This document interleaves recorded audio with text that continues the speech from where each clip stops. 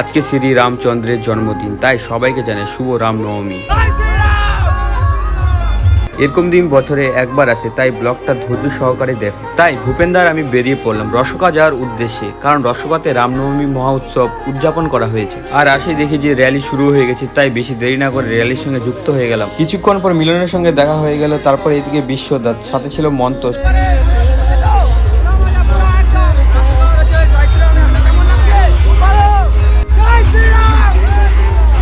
আর এখানে একটা জিনিস খুবই ভালো লাগলো যে সকলের জন্য পানীয় জল এবং জুসের ব্যবস্থা করা হয়েছিল, তাই আমিও এক গ্লাস জুস নিয়ে খেয়ে নিলাম। আর এই জুসটা খেয়ে আমার শরীরে আলট্রা ম্যাক্স লেভেলের এনার্জি চলে আসলো। তারপর দেখি র্যালির মধ্যে একটা থার, তো যেটা লাগছিল একবারে ওয়াও।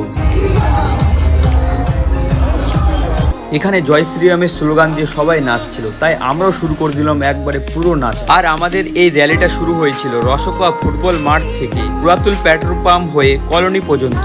তারপর যাচ্ছিলাম আমরা প্রসাদ খাওয়ার জন্য। আর এখানে এত পরিমাণে ভিড়, যেটা মানে মাথা খারাপ করার মতো। আর লোকগুলো এখানে কিভাবে হুড়োহুড়ি করে প্রসাদ নিয়ে বেরাচ্ছি, একটু এদিক ওদিক হলেই একবারে পুরো গায়ের মধ্যে। অনেক কষ্ট করার পর ফাইনালি পেলাম খিচুড়ি। তারপরে এদিকে পলুদা এসে টানাটানি করছে আর আমাদেরকে বলছে খিচুড়ি পরে খাবে, এখন খেতে হবে না। আর আমাদেরকে ঠেলতে ঠেলতে নিয়ে গেল ডান্স করার জন্য। আর এই রাসাগড় রামনবমীতে কে কে এসেছিল কমেন্টে অবশ্যই জানাবা। আর ভিডিওটা লাইক কমেন্ট শেয়ার করে দিও।